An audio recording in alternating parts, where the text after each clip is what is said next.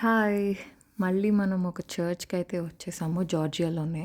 So, ఇది కకేటీ valley అనమాట. ఇక్కడ ఒక చర్చ్ ఉంది. చర్చ్‌కి ఒక షార్ట్ స్టోరీ ఉంది.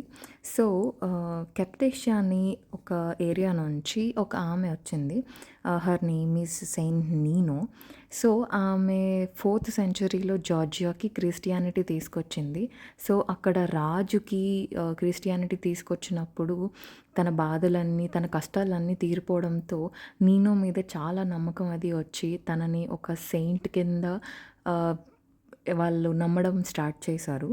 సో, తను యంగ్ వుమెన్‌గా వచ్చింది అండ్ తన చివరి రోజులు వచ్చాయని చెప్పి తనకి తెలిసినప్పుడు ఈ కకేటీ వ్యాలీకి తన ఆఖరి క్షణాలు స్పెండ్ చేద్దాము, ఆఖరి లైఫ్ స్పెండ్ చేద్దాం అని చెప్పి ఇక్కడికొచ్చింది. సో, తను చనిపోయిన తర్వాత తన కఫిన్ అసలు ఎక్కడ మూవ్ అవ్వలేదట. సో, అందరూ ఏమనుకున్నారంటే మేబీ ఇట్స్ గాడ్స్ విష్ ఏమో, ఈమె ఇక్కడే ఉండాలేమో అని చెప్పి ఆ సమాధిని కూడా అక్కడే ఉంచేశారు. ఆ సమాధి దగ్గరే ఈ చర్చ్ అంతా కూడా బిల్డ్ చేసి ఇక్కడ అంతా కూడా క్రిస్టియానిటీని స్ప్రెడ్ చేస్తున్నారు. ప్రేయర్స్ చేస్తున్నారు. అండ్ ఈ వ్యాలీలోంచి వచ్చే వాటర్ కూడా సమ్ హీలింగ్ ప్రాపర్టీస్ ఉన్నాయని చెప్పి దే బిలీవ్ అనమాట. So, people come here and have that Holi water. And అసలు ఈ వ్యాలీ చాలా పీస్‌ఫుల్‌గా ఉంది. ఇక్కడ నన్స్ కూడా వచ్చేసి దే వేర్ బ్లాక్ అనమాట కంప్లీట్‌గా. నన్స్ కూడా వచ్చి ఇక్కడ సర్వీసెస్ అవి ఫ్రీగా చేస్తూ ఉంటారు. ఇక్కడే అన్నీ పండించుకుంటారు. అన్నీ అక్కడే తింటారు. వచ్చిన వాళ్ళందరికి కూడా అన్నీ ఇస్తూ ఉంటారు. ఫార్మింగ్ చేస్తారు. So, it's like very peaceful valley అనమాట.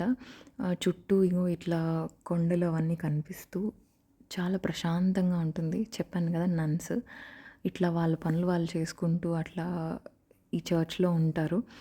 సో, జార్జియాలో ఈ కకేటీ వ్యాలీ కూడా చాలా పీస్‌ఫుల్ ప్లేస్ అని చెప్పొచ్చు. క్రిస్టియన్స్ ఎవరైనా ఉంటే స్పిరిచువల్‌గా this is like one of the best place. పీస్‌ఫుల్‌గా ఉంటుంది గ్రీనరీతో అండ్ ఈ చిన్న చిన్న పంటలవి కూడా ఉంటాయి. ఈవెన్ ఆర్గానిక్ ఫార్మింగ్ చేసినవి కూడా మనకిస్తూ ఉంటారు. ఫ్రెష్ ఆక్సిజన్ అసలు సీరియస్లీ చల్లగాలి హ్యాపీగా ఉంటుంది. కొంచెం సన్‌రైజ్ కూడా తగులుతూ స్నో మౌంటైన్స్ కూడా కనిపిస్తూ ఇట్స్ రియల్లీ వావ్!